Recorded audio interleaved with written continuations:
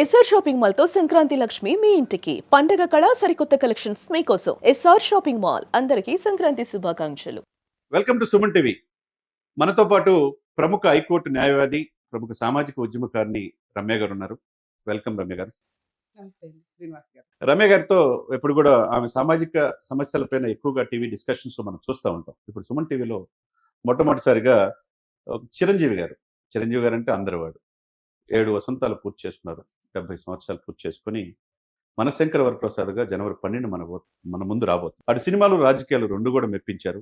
ఈ రోజు కోట్లాది మంది అభిమానులు సంపాదించారు. అటువంటి చిరంజీవి గారు ఎలా ఇంత స్థాయిలో ఎదిగారు, పద్మ విభూషణ్ ఎలా అయ్యాడు అనేది రమ్య గారితో పాలు పంచుకుందాం. Welcome madam. నమస్తే అండి. ఇందాక చెప్పినట్టుగా రమ్య గారు, మీరు ఒక హైకోర్టు న్యాయవాదిగా, ఒక సామాజిక ఉద్యమకారినిగా చాలా మంది తెలుసు, ఉభయ తెలుగు రాష్ట్రాల్లో తెలుసు. అటువంటిది మీరు చిరంజీవి గారి అభిమాని కూడా, చాలా సందర్భాల్లో కూడా చెప్పారు. అటు పవన్ కళ్యాణ్ గారి అభిమాని అన్నారు. ఆ మెగా ఫ్యామిలీ అంటే చాలా ఇన్స్పిరేషన్ అని పలు సందర్భాల్లో మేము కూడా విన్నాం. ఎలా నేను అన్నట్టు ఇందాక ఆయన 70 సంవత్సరాల వయసు. ఆయన నిన్న మనశంకర వరప్రసాద్లో మెగా విక్టరీ ప్రీ రిలీజ్ ఈవెంట్కి నేను కూడా వెళ్ళినప్పుడు చూస్తే ఆ స్టెప్తో ఆ డ్యాన్స్ చూస్తూ ఉంటే ఒక 30 years కుర్రవాడు వేసినట్టుగా వేస్తున్నాడు. అదేవిధంగా అక్కడ ఉన్న వేలాది మంది జనం కూడా ఆయనతో జత కలిశారు. అందరూ కూడా ఎవరు సీట్లోకి వచ్చారు. ఇది ఎలా సాధ్యం అంటారు? ఒక వ్యక్తి మంచి చెడు ఏమైనా ఉన్నప్పుడు ప్లస్ పాయింట్స్ ఏవైతే 100% ఉన్న వ్యక్తి ఎవరైనా కనిపించినప్పుడు వాళ్ళలో ఆ పాజిటివ్ వైబ్రేషన్స్ని, ఆ పాజిటివ్ ఇన్సిడెంట్ని మనం తీసుకుంటూ ముందుకు వెళ్ళాలి. కానీ ఈ రోజున సోషల్ మీడియా ఎంత అధ్వానంగా తయారైందంటే కామెంట్ చేయడానికి వెనక ముందు ఏది ఆడదు. ఏ రేంజ్ లో ఉన్న వ్యక్తులను కూడా ఆలోచించట్లేదు. వీళ్ళకి నోరు ఎంత ఉంటే అంత, లేకపోతే ఎట్లా పడితే అట్లా వీడియోస్, వాళ్ళ ఫాలోవర్స్ ఎవరైతే ఉంటారో ఆ 10 మంది అవి లైక్ చేస్తారు తప్ప అపోజిషన్ వాళ్ళు కూడా లైక్ చేసేలాగా వీడియోలు చేస్తాం అంటేనే అది పర్ఫెక్ట్ వీడియో కింద లెక్క. ఈ రోజున 70 years వ్యక్తి అని మనం చెప్తే తప్ప ఎవరికి తెలియదు. ఆయన ఎవ్రీ టైం కేక్ కట్ చేస్తే తప్ప, ఎందుకంటే గొప్ప వ్యక్తి కాబట్టి ఆటోమేటిక్ గా కేక్స్ ఎవ్రీ ఇయర్ కట్ చేస్తూ ఉంటారు, తెలుస్తుంది. ఆయన 55 అయినా కూడా ఎవరన్నా నమ్మాల్సినంత యాక్టివ్ గా ఉన్నారు. అది మనం అబ్జర్వ్ చేయాలి. మన ఇండియాలో కల్చర్ ఎట్లా ఉంటుందంటే 55కి వచ్చేసరికి వేలాడిపోతూ నీరసంగా ఇంకా జీవితం అయిపోయిందిరా బాబు, మాకు ఇంకేమి హోప్స్ లేవు అన్నట్లు బతుకుతా ఉంటారు. అలాంటి సిచ్యుయేషన్ లో చిరంజీవి గారిని ఒక ఎగ్జాంపుల్ గా తీసుకోవాలి. ఈ ఏజ్ లో ఆయన వేస్తున్న ఆ గ్రేస్ స్టెప్స్ చూస్తే, అసలు ఫోన్ ఏదో ఒకటి చూసాను సార్, అంతకుముందు ఖర్చీపు స్టెప్ ఒకటి, ఎంత సూపర్ ఉన్నాయంటే ఇంత ఎనర్జీ మేబీ మన ఏజ్ కూడా అంత అనిపించకపోవచ్చు. అంటే అది ఇన్స్పిరేషన్ గా తీసుకోవాలి ఒక వ్యక్తిని.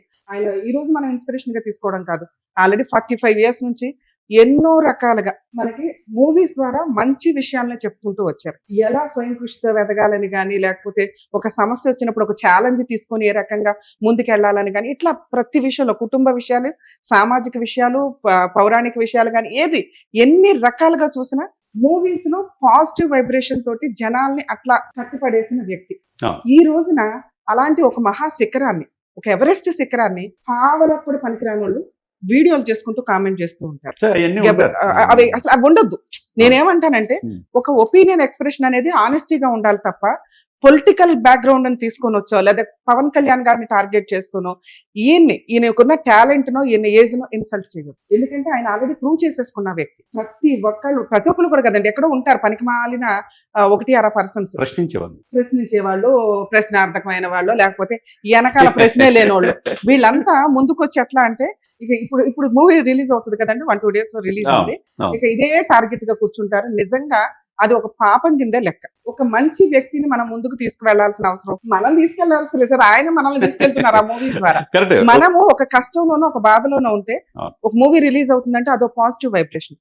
మూవీకి వెళ్ళి రిలాక్స్ అయ్యి హ్యాపీగా బయటకు వస్తూ ఉంటాం. అంటే మన ఒక టైంలో ఒక మంచి ఇన్స్పిరేషనల్ ఇష్యూని మనకి చెప్పి హ్యాపీగా మనం బయటకు వచ్చేలాగా సంతోషాన్ని ఇస్తున్న వ్యక్తులు వీళ్ళు. ఇలాంటి వ్యక్తుల్ని టార్గెట్ గా చేసుకోను, ఇంకో రకంగానో వీడియోలు చేయొద్దని నా రిక్వెస్ట్. తప్పకుండా ఇంకా ఆయన స్టెప్స్ విషయంగానే, ఆయన మూవీ విషయంగానే చూస్తే ఆయనకున్న టాలెంట్ కి ఆ మూవీ పర్ఫెక్ట్ గా యాప్ట్ అయింది. ఫ్యామిలీ మెంబర్స్ అందరూ కూర్చొని చూసేలాగా ఉన్న మూవీ. ఆ చూసే విధానం కూడా ఈ రోజున కొన్ని మూవీస్ ఫ్యామిలీతో వెళ్లే పరిస్థితుల్లో, సో ఈయన మన పండక్కి అందరినీ కూర్చోబెట్టగలిగేలాగా ఒక మంచి డైరెక్టర్ తోటి ముందుకు వచ్చారు. 100% ఆ మూవీ సక్సెస్ అవుతుందని అందరికీ తెలుసు. అవ్వాలని కూడా మనస్ఫూర్తిగా కోరుకుంటాను. తప్పకుండా రమ్య గారు, మీరు చెప్పినట్టుగా అంటే ప్రతి ఒక్కళ్ళు ఎదిగే కొద్ది విమర్శించే వాళ్ళు కూడా ఆటోమేటిక్ గా వస్తారు. ఆ సెలబ్రిటీని ఆ స్థాయిలో విమర్శిస్తే తప్పితే ఐడెంటిటీ క్రైసిస్ ఉన్నాళ్ళు తన గురించి పట్టించుకున్నప్పుడు ఆ స్థాయిలో వ్యక్తిని విమర్శిస్తే ఇతను కూడా మీడియాలో ఎలివేట్ అవ్వచ్చు. అట్లా కొంతమంది ఉంటారు. మనం థింక్ పాజిటివ్గా చూద్దాం. 1978 నుంచి పునాదిరాల నుంచి ఆయన ప్రస్థానం ఈనాటి మన శంకర వరప్రసాద్ వారికి తన ఏది పూలపాన్పు కాదు అయింది. ఒక కానిస్టేబుల్ కొడుకు ఆయన ప్రస్థానం మెడ్రాస్ వెళ్ళి చార్టెడ్ అకౌంట్ చదువుకోవాల్సిన వ్యక్తి సినిమాల మీద మక్కువతో ఆయన సినిమా హీరోకి కూడా పనికొస్తారనే పరిస్థితి నుంచి ఈ రోజు ఆయన తప్పితే ఇంకెవరు చేయలేరు అన్నట్టుగా ఎదిగిన తీరుని మీరు ఏ విధంగా చూస్తారు? సార్ 100% ఇది కష్టపడి పైకి వస్తే ఏ వ్యక్తికైనా కానీ సక్సెస్ ఉంటుంది అని ఎవరి సపోర్ట్ లేకుండా ఇండివిడువల్ గా వచ్చే వ్యక్తులకు కూడా ఆయన ఒక ఇన్స్పిరేషన్ అని నేను చెప్తాను. ఈ రోజు మీరు లాక్డౌన్ గానీ అంత ముందు కానీ చూస్తే సోషల్ మీడియాలో ఎక్కడ చూసినా కూడా ఇండివిడువల్ గా సెలబ్రిటీలు అయిన వ్యక్తులు లేకపోతే కష్టపడి ఇండివిడువల్ గా సక్సెస్ అయిన వ్యక్తుల్ని కానీ లేదా సొసైటీకి హెల్ప్ చేస్తున్న వ్యక్తులు, సొసైటీకి వీళ్ళు భలే యూజ్ అవుతున్నారు అనే వ్యక్తుల్ని ఆయన ఇండివిడువల్ గా పిలిచి వాళ్ళని అప్రిషియేట్ చేస్తున్నారు. వాళ్ళ హార్డ్ వర్క్ ని అప్రిషియేట్ చేస్తున్నారు. ఎవరు సార్ అట్లా చేస్తున్న వ్యక్తులు ఎవరున్నారు? ఇప్పుడు మీరు ఇక్కడ మీరు ఒకటండి రమ్య గారు. ఆయన అలా స్వయం కృషితో పైకొచ్చిన వ్యక్తి, స్వయం కృషితో పైకొచ్చిన వ్యక్తులందరినీ ఆయన పిలిచి మరీ అప్రిషియేట్ చేస్తున్నారంటే అంత గొప్ప విషయాన్ని మనం హ్యాట్సాప్ చెప్పాల్సి. ఇదేనే కాదు రమ్య గారు. మీరు కరోనా టైంలో ఎవరు బయటకు రాని పరిస్థితిలో తన అభిమానుల్ని అక్కడ రాయబారులుగా పంపించి నాట్ ఓన్లీ ఆంధ్ర తెలంగాణ కాకుండా పక్కనున్న తెలుగు రాష్ట్రాల్లో కూడా వెళ్ళి సేవా కార్యక్రమాలు పాలు పంచుకునేటట్టు కరోనా వ్యాధిలో బాధపడుతుంటే ఆక్సిజన్ అందకపోతే ఆక్సిజన్ సిలిండర్ ఇచ్చారు. తర్వాత 6 మాసాలు సినిమా ఇండస్ట్రీకి చిరంజీవి చారిటబుల్ ట్రస్ట్ ద్వారా 24 క్రాఫ్ట్స్ కి కూడా నిత్యావసర వస్తువులు ఇచ్చారు. ఎవరైనా మనం చూసాం. ఇప్పుడు ఖాన్లు అంటారు, లేకపోతే కపూర్ ఫ్యామిలీలు అంటారు. తర్వాత బిగ్గర్ దాన్ అమితాబ్ బచ్చన్ ఎవరు ఫస్ట్ వచ్చింది? చిరంజీవి గారే. ఫస్ట్ ₹1 కోటి పారితోషికం తీసుకుంది ఎవరు? చిరంజీవి గారే. ఇప్పుడు ఈ రోజున అన్ని కూడా ఇండస్ట్రీకి మొగటోలేని మహారాజు ఎవరంటే 4.5 దశాబ్దాలుగా చిరంజీవి గారే అనేది అందరికీ తెలిసిన అంశం. ఇక నేనేమంటానంటే అందరూ కూడా పుట్టుక మరణం సర్వసాధారణం. ఆ రెండింటి మధ్య ఏం సాధించాం అనేది ముఖ్యం. చిరంజీవి అనే వ్యక్తి ఇప్పుడు అందరూ వాడిగా ఎందుకు అయ్యాడంటే మరి అనేక మంది హీరోలు ఉన్న 24 క్రాఫ్ట్స్ కి 8 మాసాలు ఇప్పుడు నిత్యావసర వస్తువులు కరోనా టైంలో చనిపోయే సమయంలో ఇచ్చాడంటే ఒకవైపు ఆక్సిజన్ అందించారు, ఒకవైపు బ్లడ్ బ్యాంక్ ద్వారా వేలాది మంది రక్తం అందిస్తున్నాడు, కంటి చూపుడు ప్రదర్శిస్తున్నాడు. తర్వాత కరోనా టైంలో బయటికి రాని పరిస్థితిలో కూడా అంత చారిటీ చేయటం ఈ దేశంలో మీరు కూడా చాలా మంది చాలా అవగాహన, పూర్తి అవగాహన యూనివర్సిటీ నుంచి బయటకు వచ్చారు కాబట్టి చాలా అవగాహన ఉంటుంది. ఏ సినిమా నటుడైనా ఈ విధంగా చేశాడనేది మీ దృష్టికి వచ్చింది? సార్ చేసే విధానం 100% జనాలకి అవేర్నెస్ ఉండాలి. ఈయన ఒక చేతితో చేస్తే ఇంకో చేతికి తెలియనివ్వరు. ఇప్పుడు మీరు చెప్పిన లిస్ట్ అంతా తెలుసుకున్న వాళ్ళు బయటకు చెప్పాలే తప్ప. అలాగే ఎవరైతే మిగతా మనం పెద్ద హీరోలు వీళ్ళు అంటామో వాళ్ళు ఎంత చేయగలరో అంతే చేస్తుంటారు. కానీ అంతకు మించి చేసిన వ్యక్తి చిరంజీవి గారు. అట్లా రాజకీయాల్లోకి వచ్చి కూడా ఆయన 100% ప్రజాసేవ చేయడానికి ముందుకు వచ్చినప్పటికీ ఆ కన్నింగ్ పాలిటిక్స్ గానీ ఇవి గానీ ఆయన తట్టుకోలేక ఆయనకి సంబంధం లేని ఇన్సిడెంట్ లేదా అట్లాంటి వ్యక్తి నిజంగా పాలిటిక్స్ లో ఉంటే ఈ రోజున తెలుగు రాష్ట్రాలు ఇట్లా ఉండే కాదు, ఓ రేంజ్ లో ఉండేవి. సో అదైనా కూడా పక్కన పెట్టారు. కానీ మూవీ విషయానికి వచ్చేసరికి అట్లాగే సోషల్ సర్వీస్ విషయానికి వచ్చేసరికి ఇలా వెనక చేయ దాచుకునే వ్యక్తులు కాదు ఈ ఫ్యామిలీకి సంబంధించింది. అది పవన్ కళ్యాణ్ గారు కానివ్వండి, చిరంజీవి గారు కానివ్వండి, ఏ సందర్భంలోనన్నా ఎవరైనా ముందుకెళ్తే హెల్ప్ కావాలని అలా తీసిచ్చే వ్యక్తులు. ఇది సగం మందికి తెలియదు. తీసుకున్న వాళ్ళు బయటకు వచ్చి చెప్తే వీళ్ళ ఎవరైతే ఉంటారో వీళ్ళంతా కొట్టు పోతారు, ఏది నెగిటివ్ గా మాట్లాడే వ్యక్తి. సో ఈ బేసిక్ నాలెడ్జ్ కూడా లేకుండా ఎవరెస్ట్ శిఖరాన్ని ఏదో అందాం అనుకుంటే ఇక తల ఎత్తుకొని మెడ నొప్పి పెట్టుకోవాలి తప్ప యూజ్ లేదు. ఈ మూవీ రిలీజ్ టైంలో కూడా నెగిటివ్ గా మాట్లాడాల్సినంత నెసెసిటీ ఉండదు. కానీ కొన్ని జెండాలు రెడీ అవుతాయి అక్కడ. ఇట్లాంటి వ్యక్తుల్ని కొంచెం సైడ్ చేసి నిజంగా మనం హ్యాపీగా ఈసారి 2026 సంక్రాంతిని హ్యాపీగా సెలబ్రేట్ చేసుకోవాలనుకుంటే ఈ మూవీ 100% అందరికి మంచి ఎంటర్టైన్మెంట్ అవుతుంది అనేది మనం అనుకోవచ్చు. అలాగే సోషల్ అవేర్నెస్ ఇందాక మీరు అడిగిన ఖచ్చితంగా సార్ ఆ కోవిడ్ టైంలోనే కాదు ఆ తర్వాత కూడా చిరంజీవి గారు ప్రతి సందర్భంలోనూ ఆ బ్లడ్ బ్యాంక్ ద్వారా గానీ ఇంకా మిగతా విషయాల ద్వారా కానీ స్టిల్ ఇప్పటికే ఆయన సర్వీస్ చేస్తూనే ఉన్నారు. అదే బయటికి తెలియనివ్వరు. యాక్చువల్ గా ఆ విషయాల మీద కూడా వాళ్ళు పిఆర్ టీమ్ ఏదైనా పెట్టుకొని పబ్లిష్ చేసుకుంటూ ఉంటే తెలిసేలాగా ప్రజలకు తెలిసేలాగా చేస్తుంటే బాగుంటుంది. కానీ అటువంటి లక్షణాలు ఆయనకి లేవు. చేసింది ఒక చేతికి చేసింది ఇంకో చేతికి తెలియదు గొప్పతనం.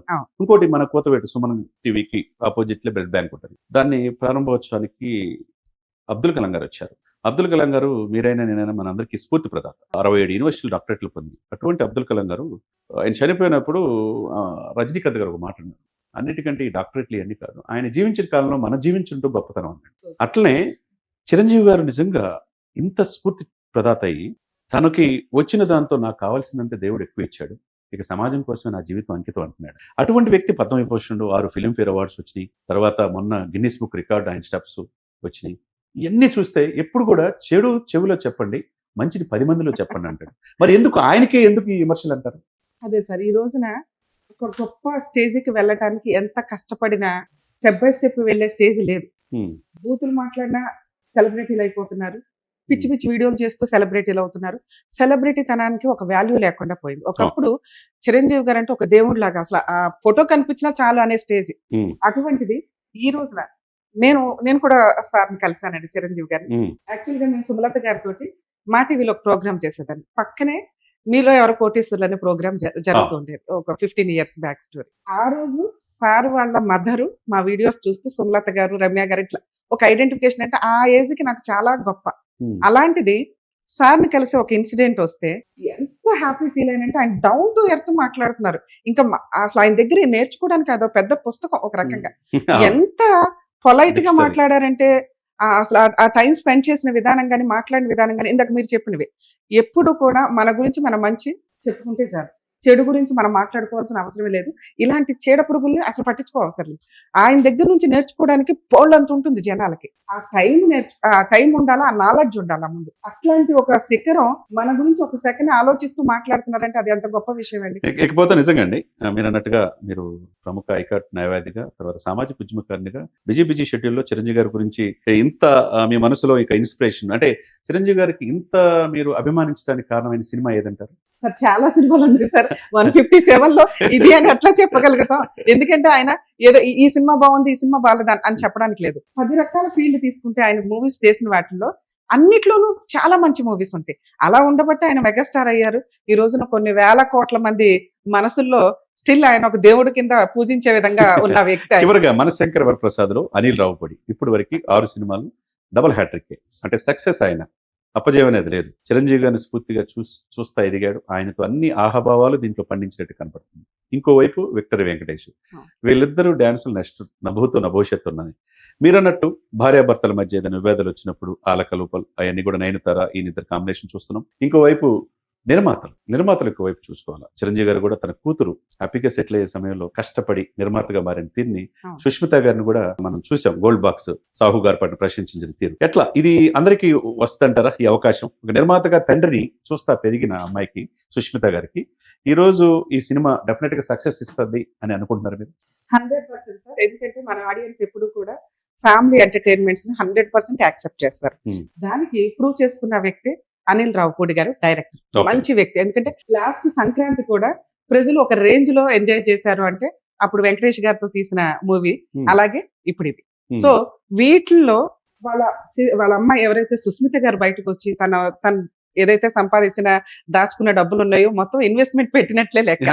150 కోట్లు అయింది సినిమా. ఎక్కడ వెనకాడకుండా తన ధైర్యానికి మెచ్చుకోవాలి. ఎటువంటి మూవీ తీస్తున్నారు? ఒక ఫ్యామిలీ ఎంటర్టైన్మెంట్, ఒక ఫ్యామిలీ స్టోరీ తీస్తున్నారు. అంటే ఈ రోజున మీరు ఇందాక అన్నట్టు కుటుంబం మొత్తం పోయి కలిసి చూసుకునే సినిమాలు ఉండట్లేదు. అలాగే ఈ రోజు నేను ఫ్యామిలీ కేసెస్ అవన్నీ రెగ్యులర్ చూస్తూ ఉంటాను కదా సార్ మా ఛానల్స్. వరస్ట్ రిలేషన్స్ డ్యామేజ్ అవుతుంది. ఒకప్పుడు మీరు మూవీస్ చూస్తే వాటిలో కోడలు ఎట్లా, అత్తగారు ఎట్లా, హెరాస్మెంట్ ఎట్లా, సర్దుకోవడం ఎట్లా, ఇవన్నీ రిలేషన్స్ ఉండే.